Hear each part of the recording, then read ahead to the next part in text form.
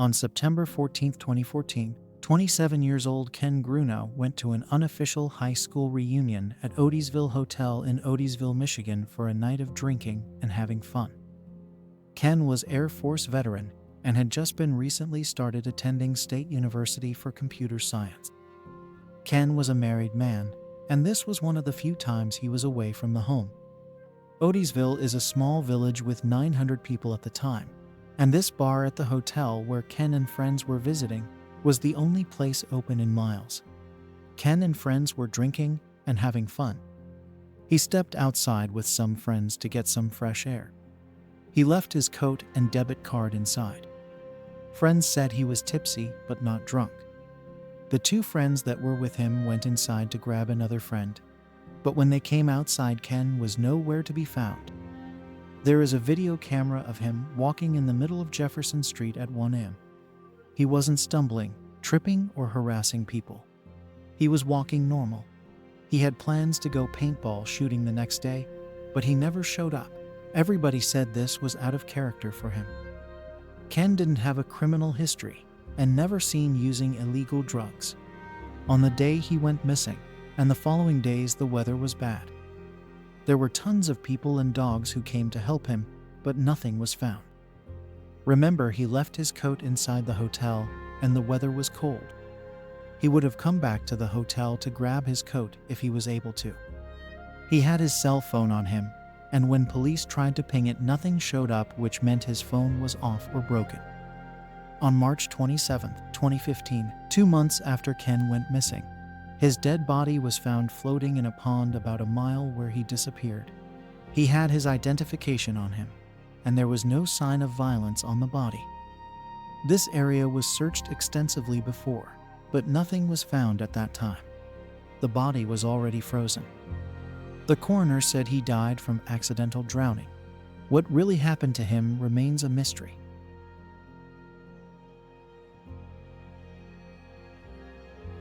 This incident happened in Lillooet, British Columbia, which was famous for gold mining. John Last was a 24-year-old guy who worked as an assayer in the gold mining in Lillooet, British Columbia. An assayer is a professional who examines the ore that coming from the ground and determines the quality of the gold or silver in that area. John was originally resident of Sussex, United Kingdom, but was working on the gold mine for the last year. On September 26, 1954, the mine had a day off, and John and two co-workers decided to take a hike in the mining area. The two co-workers said John was frustrated that the two were walking slowly and started to walk faster, putting some distance between him and the two. But after the two reached their destination, John was nowhere to be found. His friends said he must have been hurt because he knew the area well, and if he could move, he would find his way out. They weren't carrying food or any clothing because the weather was good, and they were supposed to be back by the dinner. Soon a search effort was organized, and they got help from dogs and airplanes to search the area.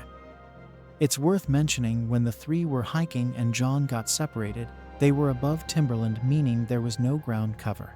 No trees or bushes, just rock and boulders. His companion should have been able to see where he was going.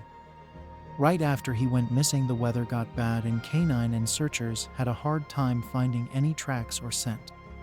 If he was devoured by a wild animal, his remains would be found, but at the end, John Last was never found.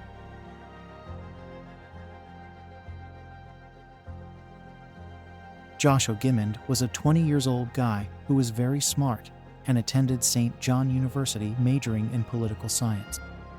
He was hoping to go to law school. His future was so well mapped that his email was Senator Joshua. On the night of November 8, 2022, Joshua went to a friend's apartment in Collegeville, Minnesota to play cards with some friends. Around 11 p.m., he got up from the table and left the room. Everyone at the table believed he went to the bathroom and would come back. But he never came back.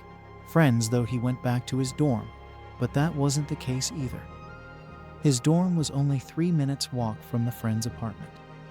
Next day, when he didn't show up for school activity, everybody got suspicious, and he was reported missing. It's worth mentioning his glasses, credit cards, and his car were all left behind. A search effort for him was started immediately. The National Guard also responded, and there was a huge search with the help of canines, helicopters, and people. One of the dogs picked up Joshua's scent and followed it to Stump Lake. This lake is located in the route between the apartment he was playing at and his dormitory. The lake was searched multiple times, but nothing was found. His family also got the Trident Foundation to also search other bodies of water in the area, but nothing came out of it. The parents had some difficulty getting resources from the authorities to search the surrounding area. At the end, after all the effort, Joshua Gimmond was never found. Thanks for watching. Please like and subscribe for more videos.